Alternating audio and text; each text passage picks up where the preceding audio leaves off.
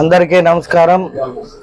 చంద్రగిరి నియోజకవర్గంలో మా కూటమి అభ్యర్థి అయిన శ్రీ పులివర్తి నాని గారిపై ఇవాళ వైసీపీ చంద్రగిరి అభ్యర్థి అయిన చెవిరెడ్డి కొడుకు చెవిరెడ్డి అనుచరులు దారుణంగా దాడి చేయడం జరిగింది. ఎక్కడైనా ఎలక్షన్ తర్వాత సంబంధిత బాక్సులన్నీ పలానా కళాశాలలో భద్రపరిచారన్నాక ఆ అభ్యర్థి పోవచ్చు, మా అభ్యర్థి పోవచ్చు, ఎవరైనా కూడా పోవచ్చు రావచ్చు. ఎందుకంటే అక్కడ ఏ విధమైన కట్టుదిట్టమైన భద్రత ఉంది ఏమి అని పరీక్షించే హక్కు ప్రతి ఒక్క అభ్యర్థి పైన ఉంటుంది.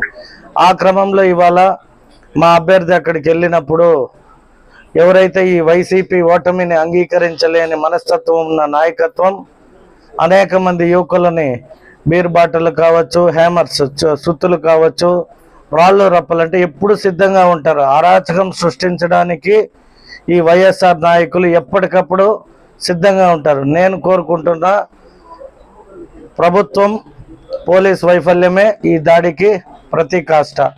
ఎందుకంటే ఎలక్షన్ అయ్యి ఇంకా 24 గంటలు గడవలేదు, అప్పుడే ఇన్ని దాడులు. అలాగే మీరు ఒక చంద్రగిరియే కాదు, చూస్తూ పోతుంటే ఎక్కడెక్కడ ఓటమి భయం పట్టుకునిందో ఈ వైఎస్ఆర్ నాయకులు మొత్తం దాడులకు పాల్పడే ప్రయత్నం చేస్తున్నారు. కావున పోలీస్ వారికి కానీ అలాగే ఆర్ఓ గారికి కానీ మన ఎలక్షన్ కమిషనర్కి ఒకటే మా విన్నపం, తెలుగుదేశం గెలిపోతుంది, తెలుగుదేశం పార్టీ అధికారంలోకి రాబోతుంది, చిత్తుగా ఓడిపోయారనే ఒక భావంతో ఇవాళ మా పులివర్తి నాని గారిపైన అటాక్ చేయడం జరిగింది.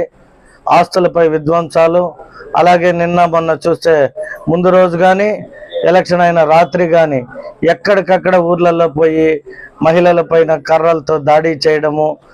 నిన్న చూస్తే మా నియోజకవర్గంలో కూడా పెరుమాళ కండిగానే ఉంది, అక్కడ చూస్తే 10 బైకులు 2-3 కార్లు వేసుకొని ఎక్కడెక్కడి నుండో బయట నుండి పోయి ప్రశాంతమైన పల్లెల్లో కూడా యుద్ధ వాతావరణం నెలకొనింది. ఇవాళ మొత్తం మేము కూడా ఎక్కడైతే మా కార్యకర్తలపై దాడులు చేశారో వారందరినీ కూడా పరామర్శించడం జరిగింది. కావున తక్షణమే ఈ జిల్లా కలెక్టర్ కావచ్చు, లేదంటే ఎస్పీ గారు కావచ్చు, ఎలక్షన్ కమిషనర్ కావచ్చు, ఎలక్షన్ ఆర్ఓ గారు కావచ్చు, తెలుగుదేశం పార్టీ నాయకుల్ని ప్రొటెక్ట్ చేసే బాధ్యత మీ చేతుల్లో ఉంది.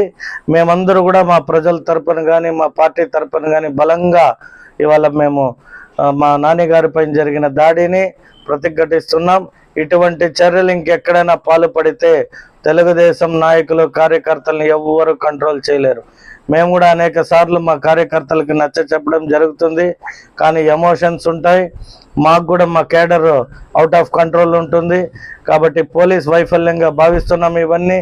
ఇటువంటి చర్యల్ని మీరు ఎక్కడైతే స్ట్రాంగ్ రూమ్ ఉన్నిందో అక్కడే ఇలా జరిగితే ఇంకా అమాయక ప్రజలు నివసించే జాగాలో ఎటువంటి గలాటలకి ఎటువంటి అల్లర్లకు పాల్పడతారనేది ప్రజలందరూ కూడా గమనిస్తున్నారు. ఇటువంటి ప్రభుత్వాన్ని తరిమి కొట్టడానికే ప్రజలు 13వ తేదీన భారీ మ్యాండేట్ ఇచ్చారంటే తెలుగుదేశం గెలవబోతుంది, తెలుగుదేశం నాయకులు భారీ మెజారిటీతో గెలుస్తున్నారనే ఆవేదన ఈ వైఎస్ఆర్ పార్టీ నాయకుల్లో మతి భ్రమించి ఇటువంటి పిచ్చి ఆటలకు పాల్పడుతున్నారు.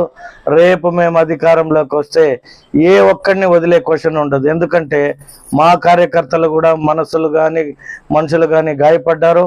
వారిని మేము ఆపడానికి కానీ ఆపినా వాళ్ళు ఉండే పరిస్థితిలో ఉండరు. కాబట్టి మరొక్కసారి ఎస్పీ గారికి ప్రత్యేకంగా మీరు వీటిపైన కఠినమైన చర్యలు తీసుకోకపోతే ఎక్కడ ఇంకొక అల్లరి జరిగినా తెలుగుదేశం పార్టీ కార్యకర్తల పైన కానీ నాయకుల పైన కానీ ఏ ఒక్క కార్యకర్త ఊరికే ఉండే పరిస్థితి లేదు. తర్వాత ప్రజలు మీకు మా ప్రభుత్వం వచ్చినాక బుద్ధి చెప్పడానికి సిద్ధంగా ఉన్నామని తెలియజేసుకుంటున్నాం. Thank you.